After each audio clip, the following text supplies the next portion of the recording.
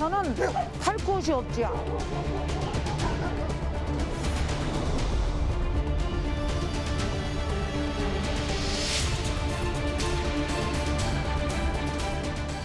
비판 보도가 아니라 악의적인 보도라고.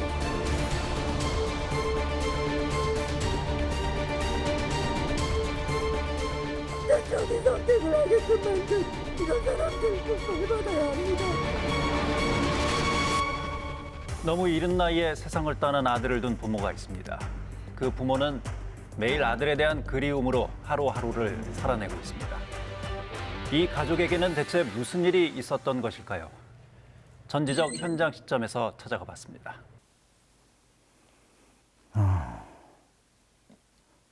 제가 집에 있었는데요. 우석이하고 밑에 동생하고 다 같이 있었고, 그래서 제가 슈퍼 갔다 온다고 하고, 슈퍼 갔다가 오니까 안 보이는 거예요. 전화해도 안 받고. 그래서 전화를 하면서 우석이 방에를 들어가 봤죠. 근데 핸드폰이 거기 있더라고요. 곧 오겠지, 곧 오겠지.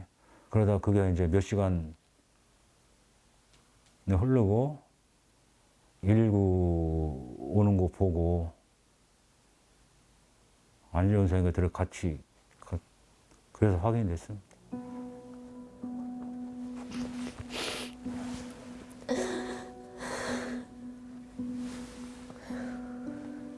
우석, 아빠랑 엄마 왔어. 아들, 너 하는 아빠가 할 수 있는 모든 걸 다 동원해서 끝까지 할 거니까 너 괴롭힌 사람들 꼭 나 벌받게 할 거니까. 이곳에 있기엔 너무도 젊은 나이. 이 가족에겐 어떤 일이 있었던 걸까요?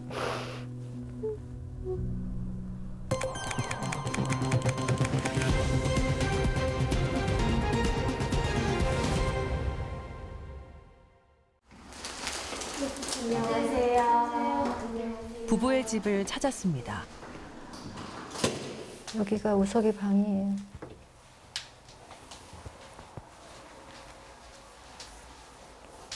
이게 우석이가 올해 21년 1월 27일 날 받은 임용장이고요. 올해 나이 26. 준비한 지 1년 만에 구급 공무원 시험에 합격한 고 이우석 씨.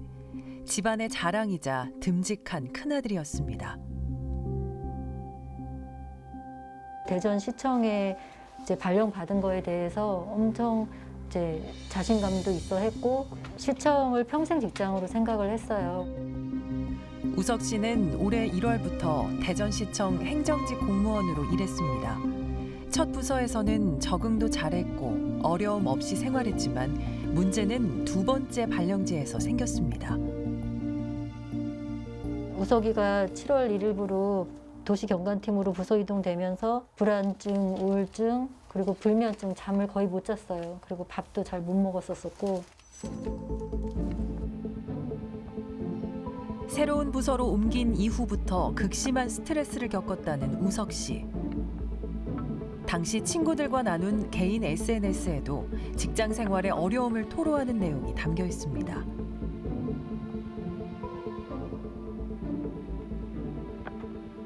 부당한 지시가 있었고요. 업무 외적인 지시가 있었었고 그 부당한 지시를 거절하면서 팀 내에서 이제 보이지 않는 괴롭힘이 시작이 된 거죠.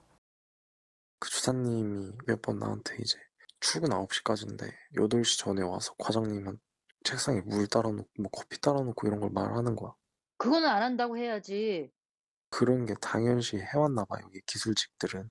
아, 근데 저는 좀 저는 아닌 것 같다 이렇게 말했어. 그 뒤로 이제 나를 완전 싫어하기 시작했지.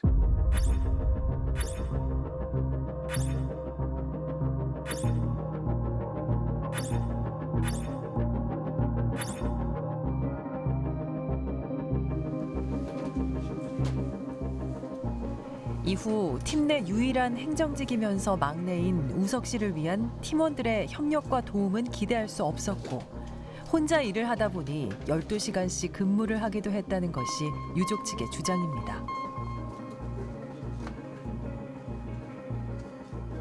뭔가 심부름하고 시키고 그리고 자료 같은 거 안 주고 전화로 와서도 내 막내니까 막 땡겨받는 경우가 많을 거 아니야. 완전 전문적인 얘기를 해. 뭐 건축, 뭐 경관, 뭐 통경, 뭐 심의 어쩌고 저쩌고 나 아무것도 모르잖아.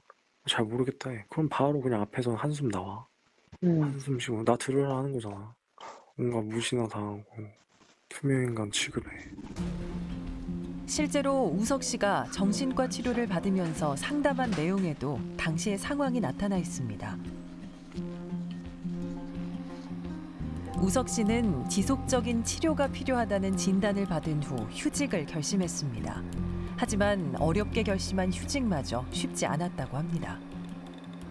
금요일 날 이제 휴직계를 낸다고 팀장한테 얘기를 했고, 근데 이제 그 자리에서 꼭 그렇게까지 해야 되냐 이런 얘기를 했다고 하고, 안 될 수도 있고 또 가서 그 인수인계를 또 3일 얘기했나 봐요. 근데 우석이가 그 부서 갈 때는 하루 받아가지고 일 처리하고 또 3일 동안 또 같이 그보다 더 눈치 주고 할 거 아니에요, 이제 모든 게. 그런 압박이 엄청나게 많았던 것 같아요. 결국 우석 씨는 휴직계를 내기 하루 전날 극단적인 선택을 하고 말았습니다. 꿈에 그리던 직장에 들어갔지만 입사한 지 1년도 되지 않아 생을 마감해야 했던 아들. 어머니는 아직도 아들의 죽음이 믿기지 않습니다.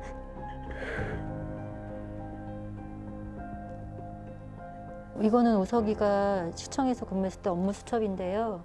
이렇게 도시 경관과 가서도 자기가 한 달에 해야 될 일을 계획을 세워서 좀 이제 했는지 안 했는지 이런 거를 보면서 되게 꼼꼼했어요. 그리고 여기는 아직 못다한 일들이 있네요. 이것도 해야 되는데 일을 하고는 싶은데 뭘 모르는지 모르는 거에 대해서 되게 힘들어했어요. 조금만 도와줬으면 거기서 잘 지낼 수 있었을 텐데 다들 나몰라라 한 거죠. 그게 직장 내 괴롭힘이고 갑질인 거예요.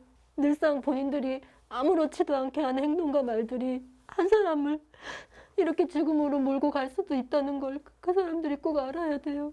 그리고 벌 받아야 되고요. 업무를 익히기 위해서 다이어리에 빼곡하게 메모해가면서 적응하려 애쓴 흔적이 더 안타까움을 주고 있는 것 같습니다. 신 기자, 예. 그 직장 내 따돌림을 금지하는 법이 있지 않습니까? 네, 2019년부터 직장 내 괴롭힘을 금지하는 법이 신설이 됐습니다. 근로기준법 제76조에 의하면 직장 내 괴롭힘은 사용자 또는 근로자가 직장에서의 지위 또는 관계 등 우위를 이용해 업무상 적정 범위를 넘어서 신체적, 정신적 고통을 주거나 근무 환경을 악화시키는 행위라고 이렇게 명시를 하고 있습니다. 예. 그리고 지난 10월부터는 처벌 규정이 강화가 됐는데요. 사업자가 직장 내 괴롭힘 가해 근로자를 처벌하지 않거나 피해 근로자를 위한 적절한 후속 조치를 강구하지 않으면 500만 원 이하의 과태료를 내게 됐습니다. 하지만 예. 안타깝게도 직장 내 괴롭힘은 아직까지 여전히 현재 진행형인 것 같습니다. 그런데 공무원들은 이 법을 적용받지 않는다면서요? 예, 맞습니다. 이 직장 내 괴롭힘을 금지하는 법 조항 자체가 근로기준법에 신설이 되어 있지만 공무원들은 근로기준법상의 근로자가 아니기 때문에 이 조항을 적용받을 수 없는 겁니다. 예. 때문에 화면에서 보신 것 같이 공무원들의 경우 괴롭힘 금지법에 사각지대에 놓여 있다라는 주장이 나오고 있는 겁니다. 예, 최근 이 사건을 계기로 문재인 대통령이 공무원의 직장 내 괴롭힘과 관련한 제도 개선을 모색해라 이렇게 지시하지 않았습니까? 하지만 제도를 보완하기까지는 시간이 걸릴 수밖에 없고요. 그 사이 어느덧 고인이 사망한 지도 2개월이 지났습니다. 이 사건에 대한 조사는 제대로 진행되고 있는지 살펴봤습니다. 이우석 군의 죽음에 대해서 그렇게 중요하게 생각지 않는구나. 아들이 떠난 지 꼭 한 달째 되던 날, 유족들은 대전시청 앞 광장에 섰습니다. 아들의 장례식장에 오신 허태전 대전시장님은 억울함이 없게끔 처리하겠다. 유가족이 요청하는 것에 대해 적극적으로 지원하겠다고 약속을 하셨습니다.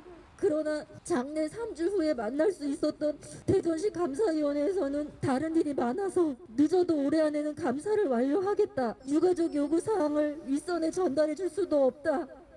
그렇게 말하였습니다. 처음의 약속과는 달리 감사위원회의 소극적인 대처에 불안감을 느낀 유가족. 혹여 시간만 보내고 조사가 흐지부지 되는 일이 없도록 철저한 조사를 촉구하는 자리였습니다. 그렇다면 그동안 대전시 감사위원회에선 무엇을 했을까요? 저희 조사는 유족께서 이제 요청을 하셔가지고 9월 29일부터 한 달간 정도 진행이 됐고요. 1차 조사 결과는 어떻게 되었었나요? 외부 노무사라든지 변호사들 5명 정도 모셔가지고 심의위원회를 구성해서 그걸 가지고 이제 결론을 내려고 했었는데 그게 지금 경찰 수사가 이제 결정이 되는 바람에 보류가 된 그런 상황입니다. 이우석 씨 사망 사건에 관한 대전시 감사위원회의 내부 조사에 돌연 제동이 걸립니다. 추가 자료 확보의 어려움과 조사 대상을 공무원으로만 제한함에 따라 조사에 한계가 있고 서로 상반된 주장만 있는 상태에서 갑질 여부를 시에서 자체 판단하는 것은 자체 판단이 어려워 경찰 수사를 맡기겠다는 겁니다.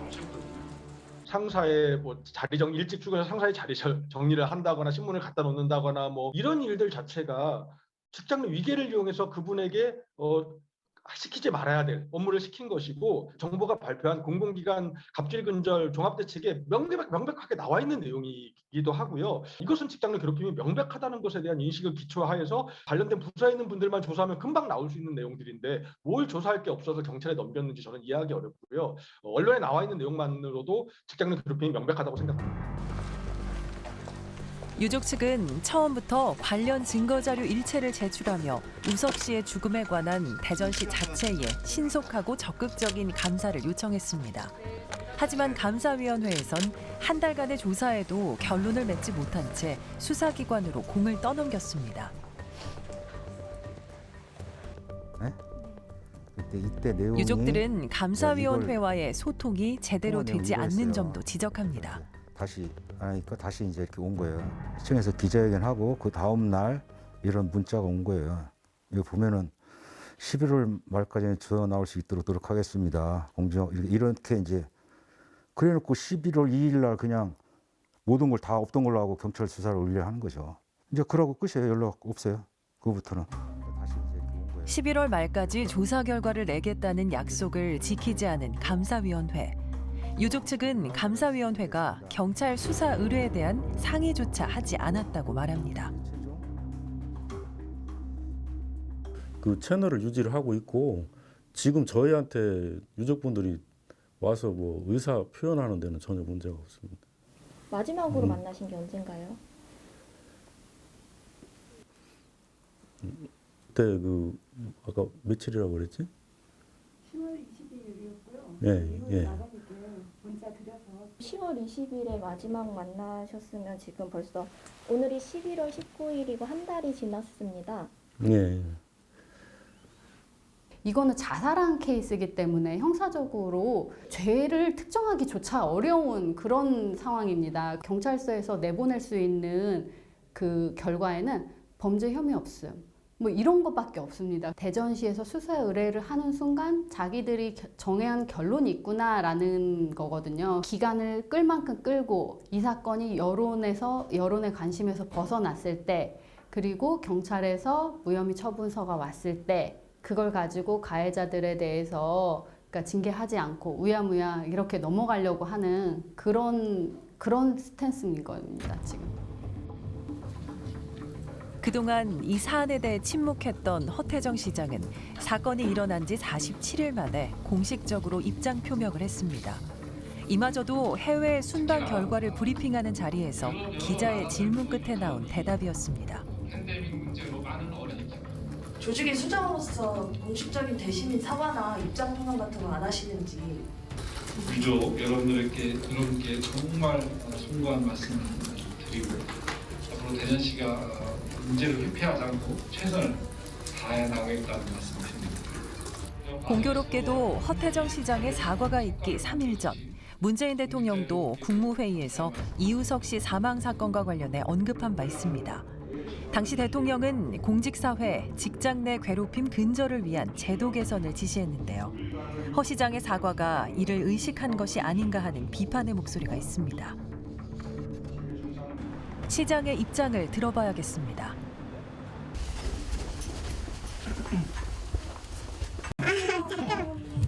그런데 인터뷰 전 시청 직원이 제작진을 막아섰습니다. 조직 개선 의지하고 그다음에 유감 표명 정도만 시장님이 하시는 걸로 하기로 했어요. 그런 조건으로 시장님이 이제 응하시는 걸로 했거든요. 그게 안 되면 저희가 좀 어려워요. 인터뷰를 요청드렸지 브리핑을 요청드린 게 아니죠. 브리핑은 아니지만 인터뷰를 그런 조건에서 하기로 저랑 얘기됐었거든요. 제작진이 준비해간 질문은 많았지만 시장과 시청 측은 준비한 답변만 되풀이할 뿐이었습니다. 최선을 다하겠노라고 저희는 당연히 했습니다. 최선을 다해서 그 문제를 해결하도록 그리고 유가족들이나 우리 시민들 눈에 한 점 의혹이 없도록 해야 되는 사안입니다. 지금 현재 감사위원회에서 그동안 했던 걸 책임을 회피하고자 하는 것이 아니라 더 명명백백하게 이 문제를 해결하고자 했던 것이고 경찰청이 이 수사를 빠르고 그리고 정확하게 할 수 있도록 협력하라는 그런 지시도 내린 바가 있습니다. 빈소에 다녀온 뒤로 바로 우리 조직의 혁신 방안에 대해서 좀 준비를 하라고 내부적으로는 지시를 했습니다만 이렇게 전 간부들이 모인 상태에서 우리 문제를 공식적으로 이야기하고 또 대책을 같이 논의한 시점은 좀 늦은 면이 분명히 있습니다. 그래서 조직혁신 TF도 가동을 해서 조직혁신 작업들을 하나하나 해나갈 생각입니다. 왜 그런 일이 발생한 일어난 일에 대해서만큼은 어떤 결과를 줘야 되잖아요. 47일 동안 침묵을 하시면서 내부적으로 뭔가를 하셨다는 거잖아요. 그러면 그거에 대한 결과를 보이게끔 내놓아야죠. 그거는 쏙 빼고 이제 와서 뭐 신입사원들 모아놓고 뭐 그런 간담회를 한다 그러고. 대전시는 시장과 새내기 공무원들 간의 도시락 간담회를 열고 이번 문제의 주요 원인을 세대 차이로 진단하기도 했습니다. 얼마나 고통스럽길래 목숨마저 끊었어야 할지 철저한 진상조사를 하고 그리고 이것에 대한 원인을 찾아내는 것이 고위공무원이 해야 될 일 아니에요? 근데 그것도 고위급 공무원들을 만나서 이런 일이 벌어지지 않도록 뭔가 당부하고 이렇게 해야 될 시장이 신입 공무원들 만나서 도시락 미팅하고 있다니 그리고 세대 차이니 뭐니 이런 얘기나 하고 있다니 저는 정말 이런 기관장의 인식 때문에 공공기관의 갑질이 근절되지 않는다고 생각합니다.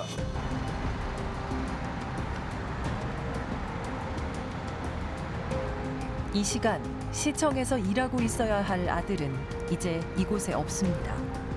입사한 지 고작 9개월. 대체 무엇이 아들을 죽음으로 내몰게 했는지, 왜 아무도 지켜주지 않았는지 어머니는 여전히 묻고 있습니다. 고인과 함께 근무했던 직원들과는 인터뷰를 할 수가 없었지요. 해당 부서의 팀장은 이미 다른 부서로 인사이동이 됐고요. 나머지 팀원들도 할 말이 없다, 뭐 이렇게 좀 조심스러운 반응을 보이면서 인터뷰를 이제 거절을 했습니다. 이 사건을 조사했던 감사위원회에 제대로 된 역할 부자에 대한 목소리도 많은 것 같습니다. 그래서 유족들이 더 큰 고통을 지금 받고 있다, 이렇게 호소하고 있지 않습니까? 네, 그렇습니다. 유족 측이 처음부터 지속적으로 요구했던 것이 진상규명과 가해자 징계였는데요. 감사위원회에서는 이 부분에 대해서 11월 말까지 조사 결과를 내겠다고 약속을 해놓고 돌연 감사 중단을 선언했던 것이고요. 결국 참다 못한 유족 측은 대전시가 새내기 공무원이었던 고인의 사망과 관련해 갑질 여부를 밝히겠다면서 한 달간 감사를 벌였지만 아무런 결론을 내지 않은 채 수사기관으로 공을 넘긴 것이다 라고 분노를 하면서 가해자 징계 및 피해 예방을 위한 입법 촉구를 하는 국민청원까지 하며 도움을 요청하고 나선 상황입니다. 예. 그렇다면 향후 대전시 감사위원회에서는 뭐 이 사건과 관련해서 어떤 조치를 취하겠다, 이런 입장을 좀 내놨습니까? 예, 대전시 감사위원회는 1차 조사 결과와 수사기관의 수사 결과를 토대로 해서 심의위원회를 구성해 징계 여부를 결정을 하겠다고 했습니다. 예. 감사위원회 입장은 보다 명백하고 투명한 조사를 위해서 수사기관에 의뢰했다, 이렇게 입장을 밝혔는데요. 하지만 화면에서도 보셨다시피 유족 측과 소통이 제대로 이루어지지 않는 것 같아서 좀 안타까움이 많이 남습니다. 예, 꽃다운 청년이 왜 안타까운 죽음을 선택할 수밖에 없었는지, 혹 관행이라는 이유로 또 개인보다는 조직을 위한다는 명분으로 부당한 일인 줄 알면서도 암묵적으로 동조하고 방관해온 것은 아닌지, 지금부터라도 유족들과 적극적인 소통을 통해서 한 점 의혹이 없도록 진상 규명에 최선을 다해야 할 것 같습니다.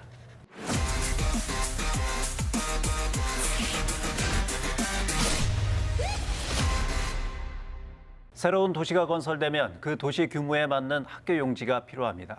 그런데 대전의 한 신도시 개발 지역에서는 이런 학교 용지를 둘러싸고 잡음이 끊이질 않고 있습니다. 무엇이 문제인지 시민요법 불청객이 찾아가 봤습니다. 지난 10월 21일 이곳 대전시 교육청 교육감실에서 허태정 대전시장과 설동호 대전시 교육감 그리고 도안 2의 3지구 개발 건설사 회장이 1시간 넘게 회동을 가졌는데요. 민간 건설사 회장이 시장과 교육감을 이렇게 오랫동안 만난 일 상당히 이례적이라고 볼 수 있습니다. 그렇다면 이들은 왜 만남을 가졌을까요? 민간 건설사가 아파트를 지으려면 학교 용지를 확보해야 하는데 여기에 뭔가 걸림돌이 있었습니다. 학교 용지 확보 등에 관한 특례법 제3조에 300세대 이상에 해당하는 개발 사업을 하려면 개발 사업 시행자는 학교 용지 조성 및 개발에 관한 사항을 교육감과 협의하게 돼 있습니다. 또한 개발 사업 계획 승인권자는 교육감의 의견 및 교육감의 협의 결과가 적정하게 반영되었는지 여부를 확인하고 반영되지 아니한 경우에는 이를 보완하게 해야 된다는. 다시 말해 개발 허가를 받기 위해선 대전시 교육청과의 학교 용지 관련 협의가 필요하다는 이야기인데요. 그런데 건설사 측이 학교 용지 수용에 어려움을 호소하면서 2년 안에 학교 용지를 확보할 테니 일단 사업 허가부터 내달라고 요청했습니다. 그리고 회동이 있은 지 일주일 뒤 대전시는 협의 결과라면서 기관별 필요사항을 담은 공문을 대전 유성구와 대전시 교육청 그리고 건설사에 발송했습니다. 이러한 일은 대전광역시 의회 의원에 의해 공개됐는데요. 10월 21일 날 교육행정협의회가 있었어요. 네. 있었는데 내가 그 협의회 의회 대표로 내가 참석을 했거든요. 그런데 오후 2시에 하기로 했는데 시장하고 교육감이 안 오는 거예요. 왜 그러냐 물어보니까 그런 회동이 있었다 하는 이야기가 들리더라고. 며칠 있다가 뭐 공문이 시에서 왔다 이런 얘기까지 또 들리더라고요. 민간 건설회사에서 두 분 같이 기관장님 두 분을 같이 한 자리에서 해서 뭔가 이야기한다는 것 이런 건 상당히 이례적이고 적절하지 않는 그런 모임 같았습니다. 이 사실이 알려지자 지역 언론들은 저마다 관련 기사들을 쏟아냈습니다. 그날 이후 건설사 고위 임원이 지역의 대표일간지 사장과 대표이사 그리고 기자 한 명과 함께 정기현 의원을 찾아왔는데요. 공문을 확보해서 학교 용지를 2년 유보하겠다는 내용을 시장과 교육감이 밀약 의혹 있는 거 아니냐라고 폭로를 하고 나니까 그 이후로 이제 일보 기자 한 분이 전화가 왔었어요. 와서 다음 날 좀 면담 좀 하고 싶다. 아침에 건설회사 이제 고위 임원분들을 하고 또 언론사 또 대표이사하고 기자분들 이렇게 같이 오셨어요. 정치인으로서는 언론사들이 같이 이렇게 온다는 것은 좀 상당히 심적으로 부담이 될 수 있는 그런 면담이 아니었나 생각이 됩니다. 그런 다음 이들은 비판 성명을 냈던 전교조 대전지부도 찾아갔습니다.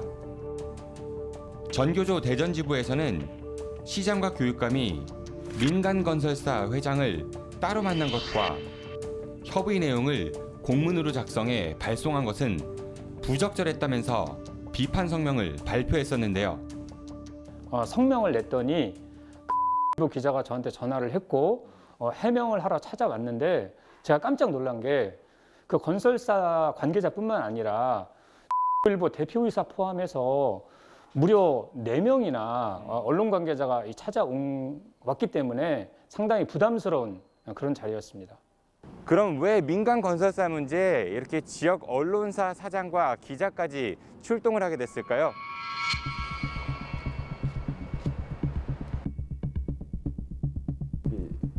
영상으로 하는 건 어떻게 보면 특수 관계인이라고 볼 수 있거든요. 사장과 사장이 지금 같거든요.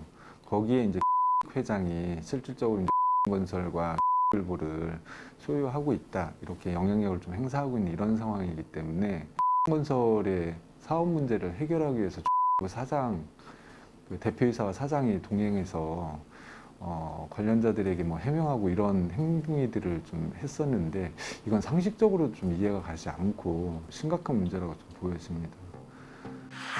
실제로 해당 건설사의 회장이라고 불리는 인사는 오랜 세월 동안 이 언론사의 대표이사도 맡고 있습니다. 그리고 그의 가족 역시도 해당 건설사와 이 언론사의 대표이사를 맡고 있는데요. 문제가 불거지자 허태정 대전시장과 서동호 교육감 각자 입장을 내놨는데요. 언론사가 개입되어 있는 그 건설회사만 유독 이렇게 학교 용지가 제대로 확보되지 않은 겁니다. 지금 그 뭐 미락이니 뭐는 얘기를 하는데 사실은 공개적인 자리죠. 공개적인 자리에서 학교 용지 문제가 워낙 지역사회에 중요하니까 그 의견을 청취하고 그에 대한 입장들 서로 교환을 했던 시간들이 있습니다. 이 학교 설립에 관한 것은 반드시 교육청과 협의하고 합의를 승인을 받게끔 되어 있습니다. 대전시가 무슨 교육청을 무시하거나 교육청 승인 없이 이런 사업을 일방적으로 밀어붙일 수 있는 문제가 아니라는 건 잘 알고 계시지 않습니까? 대전시가 모든 인허가권을 갖고 있지 않습니까?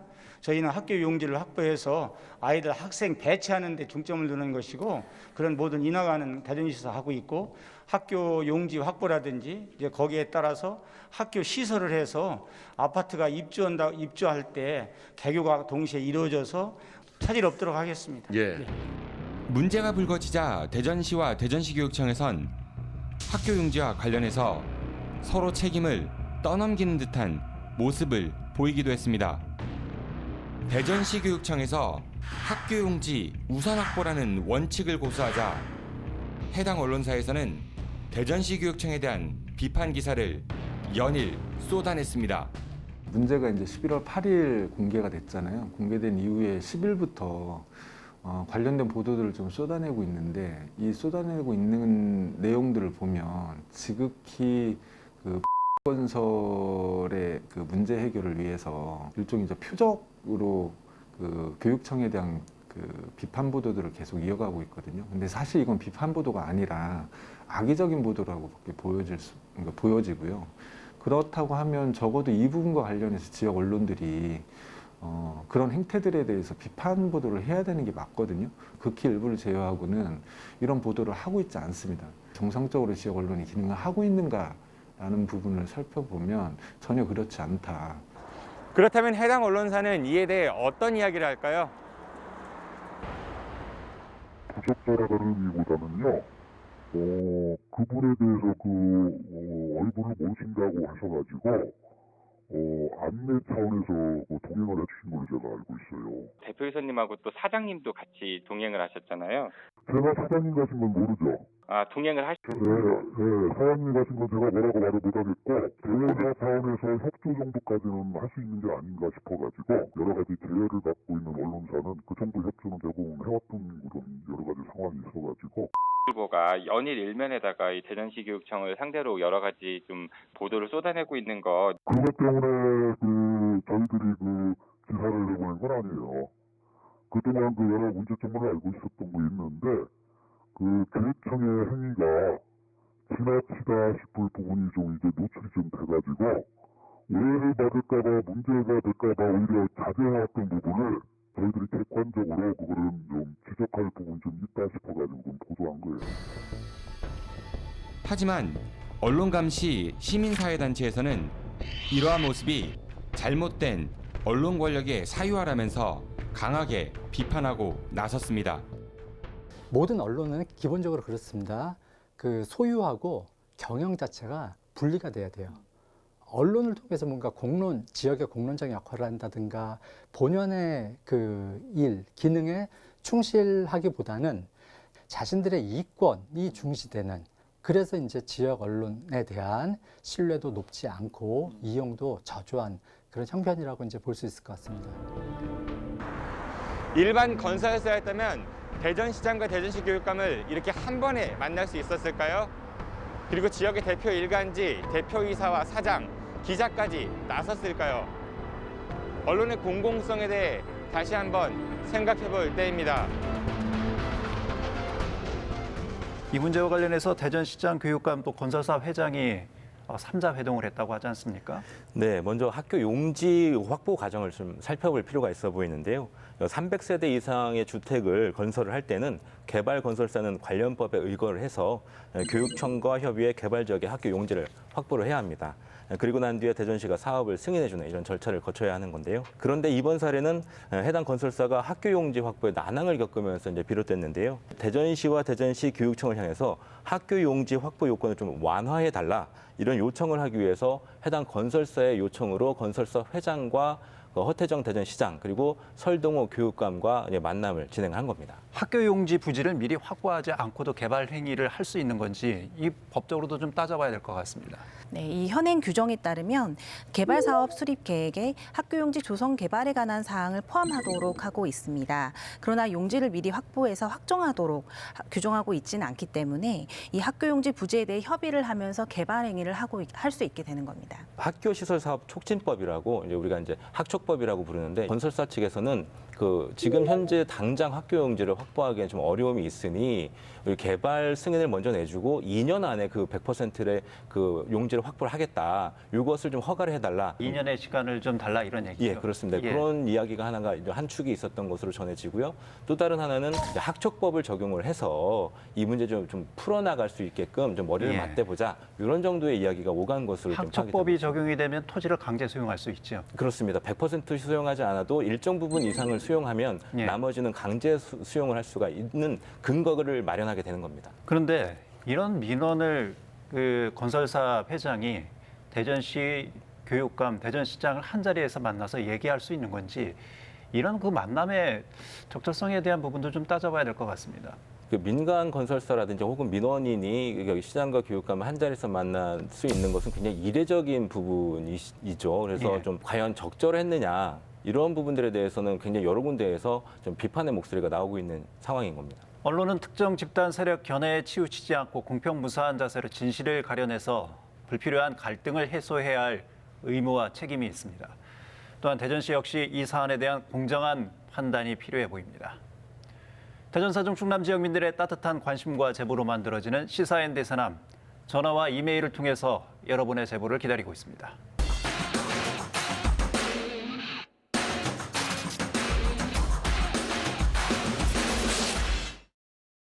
통계에 따르면 국내 반려동물 인구가 1,500만 명을 넘어섰다고 합니다.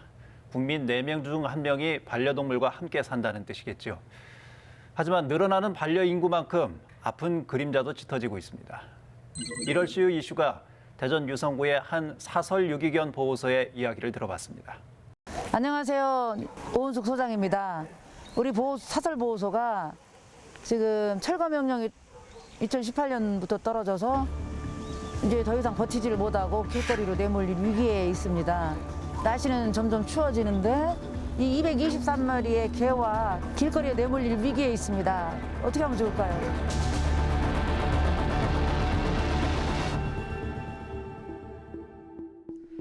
대전시 유성구 송정동. 오은숙 씨는 이곳에서 홀로 223마리의 대형견을 보살피고 있습니다.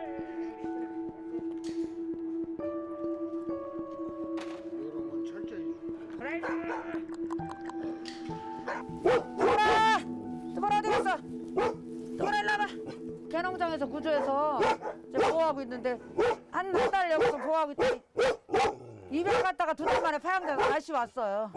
하얀애. 쟤도 개농장에서 구조한 살아. 개농장에서 구조하네. 작년에 간 골든 리트리버 골드라고 있었어요. 배회해요 저기서 낮에. 골든 리트리버하고 백구 하나가 배회하더라고요.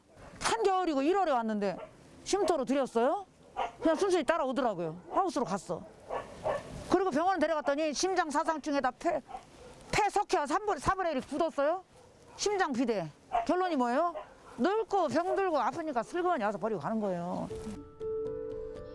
5년 전 요양차 고향 대전으로 온 오은숙 씨는 우연히 식용으로 잡혀가던 대형견을 보게 됐는데요. 그냥 지나칠 수 없어 모두 구조해온 것이 그 시작이었습니다. 제가 2016년 5월 25일 날 개농장에서 도사를 기다리던 아이들 진도, 누렁이, 진도 믹스 22마리를 개인 구조하면서 보호할 곳을 찾다가 전국으로 22마리 위탁을 맡기려고 찾다가 결국 못 찾아서 아버지 땅에서 그냥 이 보호소 하리라고는 생각도 안 했고요. 처음부터 계획도 없었고.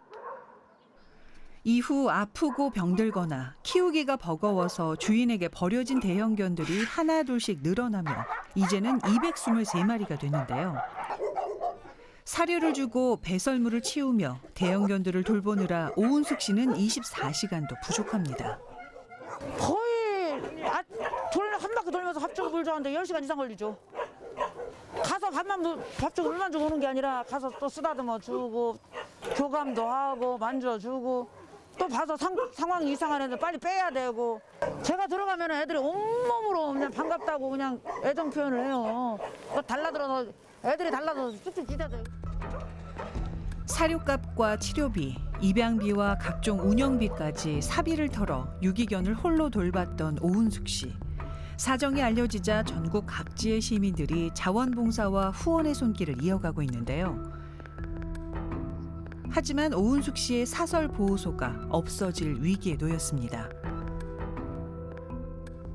여기 한 번씩 와보셨으면 좋겠어요. 이거를 위법이라고 생각하시는 분들 한번 와보시면 좋겠고 좀 재정적으로 많이 나라에서 도와주면 좋겠다는 생각을 합니다. 저도 집에서 반려견을 2마리 키우고 있는데 사실 2마리 키우는 것도 굉장히 쉽지 않은 일인데 소장님 혼자서 거의 200마리 정도의 그 강아지들을 혼자 이렇게 케어하시는 거 보고 없어지는 것 자체가 사실 말이 안 된다고 생각하고.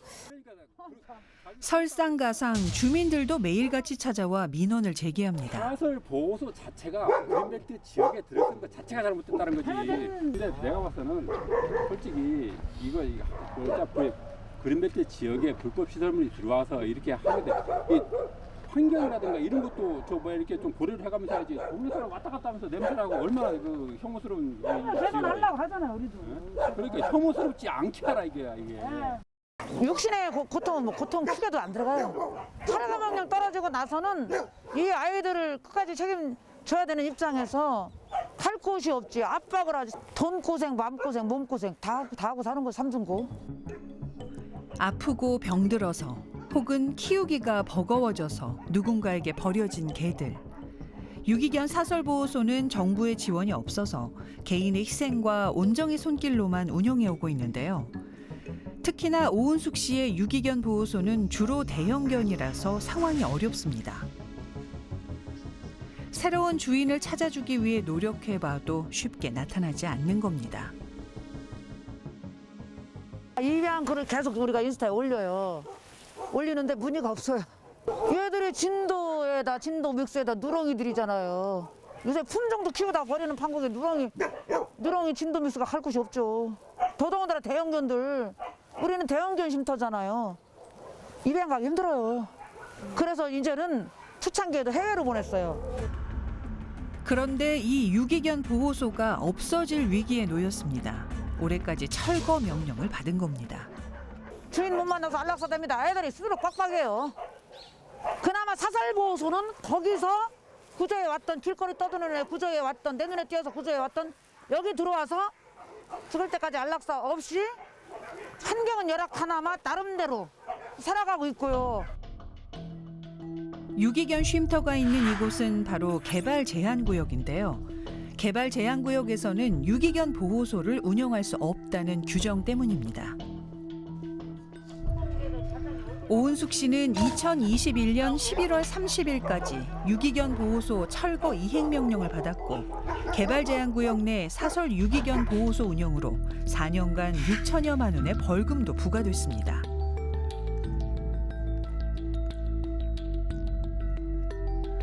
강제 철거 명령이 이행되면 오은숙 씨와 223마리의 대형견은 결국 갈 곳을 잃고 맙니다.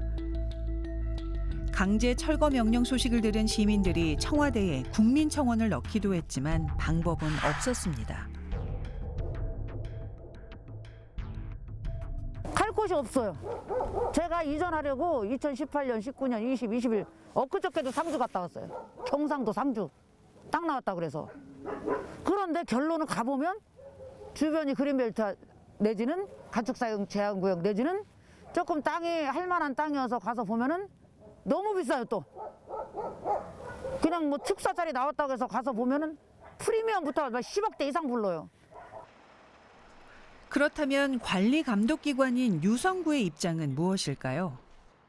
개발 제한 구역 내 그 법이라는 것 자체가 유도리가 좀 없어요. 그러니까는 뭐 다른 타법 같은 경우에는 뭐 과태료 몇 번 내면은 그냥 있는 거 인정해주고 이렇게 하는 경우가 있는데 저희 그 개발 제한 구역법 자체는 무조건 원성복구로 한 번은 해야 돼요. 철거 명령 속에서 사설 보호소의 유기견들을 보호할 방법은 없는 걸까요? 대전시 유성구 구암동. 올해 신축 이전한 대전광역시 동물보호센터입니다. 유기 유실된 동물을 임시 보호하며 건강관리, 이미용을 통해 새 주인 찾기를 돕는데요. 작년에 3,200마리가 넘게 발생이 됐었고요. 저희 쪽에 입소가 됐었고, 그리고 올해 같은 경우는 10월 달까지는 1,800마리 정도 전부 입소가 됐었어요. 하지만 한 해 1,000마리가 넘는 유기동물을 동물보호센터에서 보호, 관리하기란 쉽지 않은 일입니다.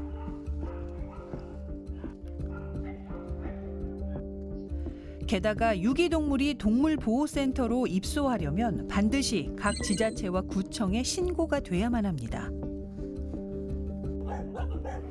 최초 발견 시 유기동물로 지자체에 신고를 해야 하지만 오은숙 씨가 데려와 돌봤기 때문에 입소할 수 없습니다. 이에 따라 유기견들이 오은숙 씨 개인의 소유동물이 돼버린 겁니다. 보호소가 철거되면 이 개들은 지자체 보호소로 옮길 수도 없습니다. 제도적이나 그런 부분에 있어서 더 개선이 돼서 그런 유기동물들을 지원할 수 있는 그런 게 있으면 더 좋다고 생각을 하죠. 그래서 어쨌건 저희 같은 경우는 여기에서 이제 그 유기동물들을 입양을 하면 차후에 뭐 치료비라던가 아니면 뭐 미용이나 뭐 동물 보험이라던가 그런 게 있으면 거기에 대해서 최대 15만 원까지 지원을 해주고 있거든요. 지난 11월 18일 오은숙 씨는 체납금 일부를 납부하고 유기견 보호소 일부 또한 철거했습니다. 이렇게라도 해서 당분간 버텨보기로 한 겁니다. 저희가 도와드릴 수 있는 게 이거를 갖다가 부과를 안 하고 인정하고는 넘어갈 수는 없어요. 저희가 해드릴 수 있는 방법이 없어서.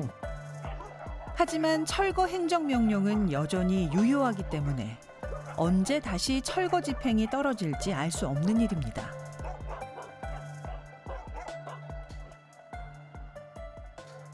생명이 먼저냐, 우리가 법이 먼저냐 이건데 물론 법치주의 국가에서 법을 지키고 살아야 돼요. 법을 지키고 살아야 되지만 이 생명을 구하는 문제에 대해서는 예외 조항이 있어야 된다고 생각하는 바이고 그것이 다 함께 더불어 잘 사는 선진국이 아닐까요? 왜냐하면 당장 여기서 죽어 나자빠지는 동물의 생명이 있는데 그거 법 따지고 있어요? 살리고 봐야죠.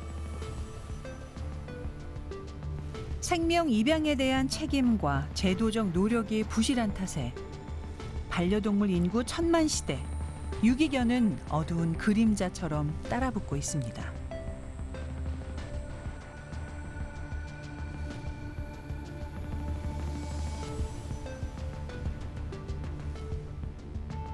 대형견 220여 마리를 키우는 이곳이 현재까지 그러니까 정부의 지원 없이 오로지 사비와 후원금으로 운영되고 있다는 얘기네요. 네, 그렇습니다. 한 달에 드는 200여 마리의 사료값만 해도 800만 원에 달한다고 하는데요. 이 비용은 지난 5년 동안 사비와 그리고 후원금으로 충당을 해왔다고 합니다.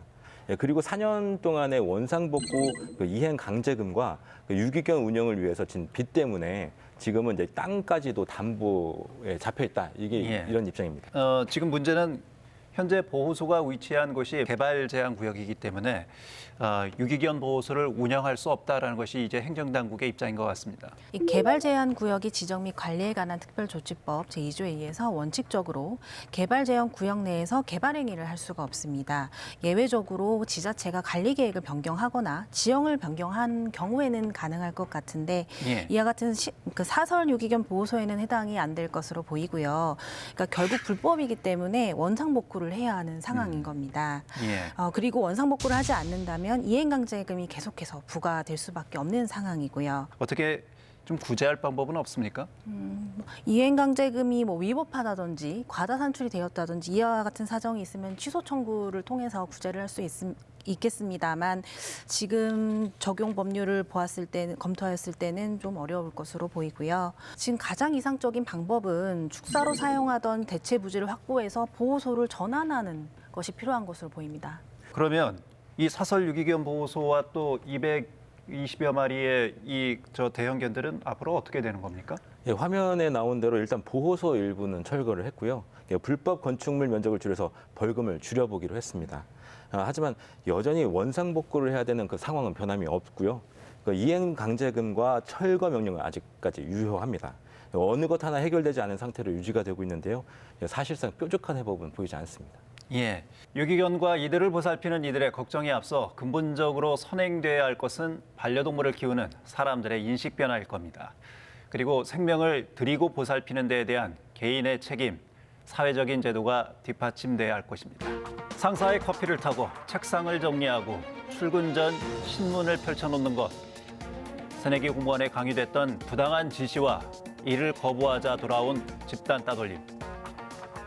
새내기 공무원을 안타까운 죽음으로 내몬 것은 조직 문화의 관행이나 전통이라는 미명으로 행해진 반인권적 폭력이 아니었을까. 공직은 말 그대로 공공의 복리를 위해 일하는 사람입니다.